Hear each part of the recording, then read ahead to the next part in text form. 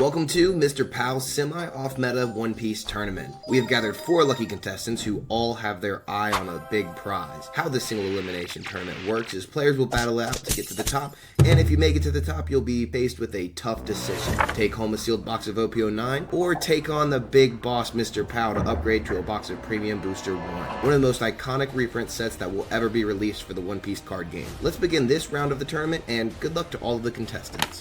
We are now in round 3 of the tournament where we are putting together 2 decks we looked at earlier. So if you want to see those deck lists, you need to go to yesterday's video and watch round 1 for both of the decks. We have round 1 and round 2, round 1 and round 2. Very simple and to the point. Today we will be having Katakuri versus Reiju, and tomorrow we will get into the 4th and final round if they choose to take me on in the end for the chance to win a premium booster box. And I'm super excited if they do win it, and if they don't, they still get prizing. So at the end of the day, it's a win-win-win because I got you guys to subscribe and like and comment because of all the awesome content, because I know you will, right?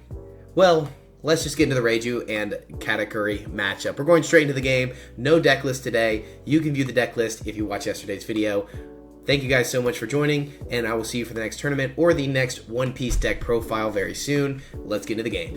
All right, we got Reiju right here, choosing to go first, of course. They are a purple deck, and you keep that every time of the day. You start with your stage, you win the game. I'm telling you, as a Reiju player, that's all you do. So I'm not sure if you guys can hear them. I need to get that fixed for the next tournament, and I apologize to all of our contestants because they were super cool. Literally everyone was super nice. We had a friend who was from the UK even, who was joined in here at 12 o'clock at night. Thank you to everyone who's joined in. Genuinely, this has been so much fun. I definitely want to do this again. I think we could do this at a bigger scale and just watch maybe the top tables and do something like that. So anyways, let's continue the game here. We join into the other side. We start with 2 Sparrows, a Big Mom. Oh my goodness, this is all the top end you need, but nothing to do on a first turn. We're going to see a quick pass to the next one, and then we're going to be going back to Andy's hand. I'm not going to join in just yet because that would be a little unfair because that'd be telling of what we have. So now we'll jump in over here onto the Reiju side of things. We trash the Niji, which is a very good choice, grabbing Ichiji being the best rush option in this deck, the only one. We're going to search the top of the deck, grab the big Ichiji, so now we know we're Jay chilling, and we can play Reiju out. But if we play Reiju out, we will be going down quickly in Dawn. So we're going 5 in a face here. We do take aggressively with the Katakuri. That is very interesting. So there's not a trigger. Dawn -1, play out Reiju, draw 2 new cards, 2 Ichijis now, and that's going to be a very good start for our Reiju player. We switch back over here to Katakuri's POV. We have a 2K, 1K, 2K, and then a bunch of bricks. How do we settle in this situation? Go 7 into face, you the top of your own life. Let's see what we have. We have an Onami trigger. I think that's going to be really good to leave at the top, just to get the trigger off on the Reiju in case they do miss sequence. We will have to see what our opponent does. They counter out aggressively to continue with the Reijus possibly, knowing that they do have a few in hand, and then that gives us a little info as the player. We switch back over here to our friend, the Reiju player. It's a little laggy, but that's something that happens when we are in a Discord call, so just keep that in mind.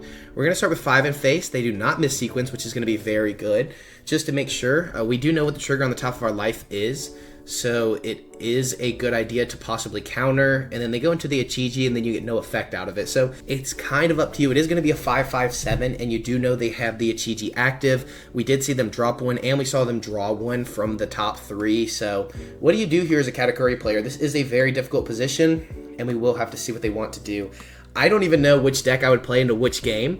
I'm really tempted to go Boa right now, I'm not going to lie. Into the Reiju, I think Boa would do very well, but it also depends on how they're rolling and how we are, because we're just bouncing cards back to hand. I don't think that's the best, I don't think that's the worst, so we'll just have to see though. We don't know who's going to win. They choose to go Dawn -1, get out the Ichiji, draw, give -2, and then swing in aggressively again, and they will have to take this, taking the Nami trigger to then KO the Reiju. The Reiju will be KO'd, and then we switch it back over to our Katakuri player. Katakuri, what do we do? This is a tough spot. The pressure is on. She said, I hate Reiju so freaking much. My goodness, I can definitely see why, because we're trying to see what they have in hand. We know they have an Ichiji. We know they have a big Ichiji, which we did see. We don't have much other info. This is so difficult. She's searching through the logs, trying to figure it out, what to do here. 7 into 7. That shows, again, signs of weakness, I believe. Leave that on top to draw into it very soon, but then that's another brick. Do we want another brick at the moment? We do have 8-drop Katakuri for our next turn. They leave it at the top of their life. I think that's an interesting call. So they do take that. They don't know is that they have another one in their hand. I think you go 7 again with Parasparrow and then play as Parasparrow, keep leaving counter in hand. Again, just all opinion here as the caster. I don't care who wins, because either way, I'm taking them on in the end. Let's go, let's get it. So we'll have to see how we do here. This is a tough decision to make. They go all in on the YCG, not knowing there's another one in our opponent's hand right now because they did draw it off the Reiju. So I think as the Reiju player, you do let that go, and we switch back over to Andy's point of view. So we've got it right here. This is gonna be super cool. And go through, they only have the ability to grab the stage here. So now all they have is Reiju. So they just go 6, and then they go 7. It's really simple here. You have to counter out of this in my opinion, because if you don't, you are going to be spread thin on life, that is, because you're only going on to 8 Dawn on the next turn. But this is good, only having 1 YCG out. Drawing a card, they now have the Porsche as an option to ramp back up. 7 aggressively into face, so they are just putting pressure on, as they just said. I don't know if you're able to hear them again. So they are just putting pressure on in this game. And this is all about tempo and aggression here from our Reiju player. They counter out aggressively. Wow, that is really surprising to me. We'll have to see what Cortland's thinking about on that one. They draw into a veggie, giving them 1 less shot at it being in life. They go 5 in a face. They should go 5 in a face again. And then we should see a Katakuri drop down on the board. We'll have to see if that's the play. I think getting rid of the YCG, putting it to the bottom of life, I think would be a good option. No. Instead, deciding to go 7 into face here, and then maybe drop a 9 or a 7 land. Very interesting. Place that on the bottom, get rid of the YCG, making sure they won't have another one. You also could have left it on the top just in case, but they do take aggressively, possibly showing they don't have a 1K or 2K. We do know personally on this side of the things that they do have that amount of counter. They are kind of stacked over there on counter. So kind of wild they took aggressively. They do discard for the Germa Kingdom stage. They get rid of the stage and draw another YCG. Wow, that's kind of wild. So they have another YCG they could play, but nothing to play off of it. They could go Porsche into a blocker just to stay healthy, which is maybe the reason they played so aggressively, taking life. But we have not seen a 10 land on the Katakuri side. We do know that there's a 10 land on the 3rd life, but there's not much else we do have information on. They drop the YCG, just searching through the deck. They do find the Black Bug. Black Bug being really good to bottom deck a 5 cost or lower character, making sure that Parasparrow does not get the value that it should. 5, he says, going into the math of the game, trying to decide if you do Porsche into the Tony Chopper, but knowing that we have 8K counter at least. So aggressively swinging in just in case there is some kind of trigger, guaranteeing they do get the 7 to know if they should commit the Dawn. They're going to go 7 again into face, handing them the Big Mom if they choose to take it, which I think with that information you should take here. Yep, so now you have the 10 Mom. They could go Porsche into another one, but they do not. They grab another Porsche. Very interesting, a non-counter card, but with this much counter, I don't think you need the blocker. Even with only having the 2 life, you draw and then gain a life rested and pass turn. Very quick and easy there. So we switch back over to our Katakuri point of view. We do see the Big Mom in hand. What do you do? Do you just go for the life burn and aggressively keep swinging in? Because this is getting down to a game of inches here. Only having 4K counter puts you in a desperation spot, in my opinion. I think we go 5 in a face here, so we're showing we are going 10 drop Big Mom. We're going to gain a life and burn a life. We don't know the other lives that we have as far as I remember, but we aggressively counter out here. So 2/2Ks being a Black Maria, and I want to say that was Sora or something like that. We do have the blocker on board, but I think if we can counter out, we should. Ooh, quick block here on the YCG. I think I would have let that go, personally. But it also depends on what's in the hand. We don't remember because there's so much. You have another YCG. Maybe, no other YCG. We have the Black Bug. We have 8K counter, so we're pretty safe here for the most part. But we did not grab the blocker on that last hand. So we will choose to discard the Black Bug. We don't need it. We grab the Searcher to search through some more, trying to find an YCG. We do find the YCG to put on the aggression. And now I think we're in a tough spot. So what do we do here? We could go 3, Dawn -1, play 4. Do we go for board, he says. I think you have to go for board at this point or you just lose because you have the counter to get out of... Well, they can just go 12 in a face and check if you do. This is a tough spot to be in as our Reiju player. I'm not going to lie to you guys. I think you have to clear board because if not, even with a 12 and 15, you lose. So I think you have to go for clearing board, which again shows signs of weakness at this point of the game. What do we do here? I think this is a very difficult matchup. We're going in aggressively. This is an interesting play to me. I think at this point you did need to counter out or to go into board, but maybe that's because you just wanted to get the counter out of hand.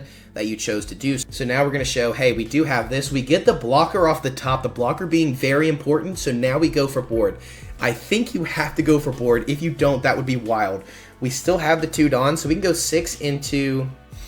He says if we can kill that, I think we're okay. So he gets out the YCG, goes -2 here, and then you could go 8 into the Lin, that now she is a 6k. It would be a 2 and a 1, and then a 2k, and then possibly another 2k, every single card in hand, if our player can counter out our Katakuri player. That's a sign of weakness right there. So now we show, hey, you're just taking these? That's kind of wild to me. You have 2 Dawn up. They really want to protect the Parasparrow. I think that might be incorrect. So he's trying to decide what you do here, because you could counter out easily of the 5k, get through the 10 Lin. So we just go into face here, not too stressed, because you can counter both of the 5s and be pretty safe, especially with a blocker on the board. There's so much going on here. This is a high level game. You guys are so good. My goodness. We have an amazing group here in the One Piece card game. My gosh. So what do we do here at the Katakuri's position? You have removal to then draw 1 more card if you drop the Sanji, but then you're dropping a blocker that you do have on the board against a very aggressive board. Or do we choose to maybe drop a 7 Lin, see if we can force out that last life, and then go 9, 5, 9, and 12 in a face, which the Reiju player could take and just block out of the 12, countering out of the 9, just to really bait in our player. This is really difficult position for our Katakuri, and I don't know what to do. They drop this to get rid of the blocker being very interesting. We are going for game, it looks like. That, again, may be a sign of weakness. 12 into face, I think that was a misplay, because now it's going to be 11. 11 will be countered out, and we know it will. Choosing to lose. Oh my gosh! I think you found something. Finding the 0 cost event and putting it to the bottom of life is crazy. They get out of the 11k because they have to. You swing 5 with Parasparrow for sure in this position. The 0 cost event? The 0 cost event? You did? Bruh. So to fill you in real quick, she did put the 0 cost event on the bottom, or at least she believes she clicked it, and then it went to the top. So she misclicked, or the sim just did not activate properly, putting the 0 cost event to the bottom. So it's at the top. Choosing to lose. She said she doesn't like the sim. She's saying it's sim problems. You have to go for game here. You have to go for game. It's just 7s all around. I think you start with 7s. Well, they could be playing triggers here. They get out aggressively. 7 again. That would be all the cards in the hand of the Katakuri. We're hoping for a good trigger. We are hoping for a good trigger. 7 into face. What do we do? Do we take? We counter. The 0 cost did not go to the bottom. That was a sim error. That was a sim error. We had to take. Frankie trigger, draw 1, it's guaranteed lethal. GG's. GG's. That was such a stressful game over here casting it. That was wild. So, I will tell you, there was a sim error there. You saw that? So she was supposed to put the 0 cost event at the bottom of life, and I think she would have won the game, because it would have been the Sanji blocker. She was supposed to put it on the bottom right there, and then the Sanji would have gone to the top of life, discarding the Lin, so she would have had a 2k counter and a blocker off the top for the trigger. It would have triggered out the blocker, she would have blocked the last attack. To start, what would you do about that whole situation? Because I was kind of up in the air about it. It was cool, at least it was someone local, because someone else might have been upset about the sim just not putting it on top versus bottom, or just misclicking, because that is part of the sim play. But I guess that's what you expect with the sim. Anyways, now that we've seen Andy took it home with Reiju, now we have to find out if he really means it. If is he really about it? Does he really want to take on the big boss? Now, I'm not a One Piece professional, but I am a content creator, and I do a lot of card stuff a lot of the time, as you can see, with UFC, Pokemon, and One Piece right there, a Black Label manga Zoro. I'm pretty serious about this thing, and I have probably 80 to 100 videos already on the channel. So, let's get into the games tomorrow. As you'll see, Andy will make his choice, and either way, we will play to see what he would get, if he would win, or if he does take me on, we'll see if he does take it all home. Anyways, that's for tomorrow. I will see you guys later. We'll have the full movie coming out the day after, so tomorrow, we'll have a full movie where you can watch all of this strung together in one video. Thank you guys so much for watching, liking, subscribing, loving it. I'll see you in the Discord. I love you and your mama. Peace.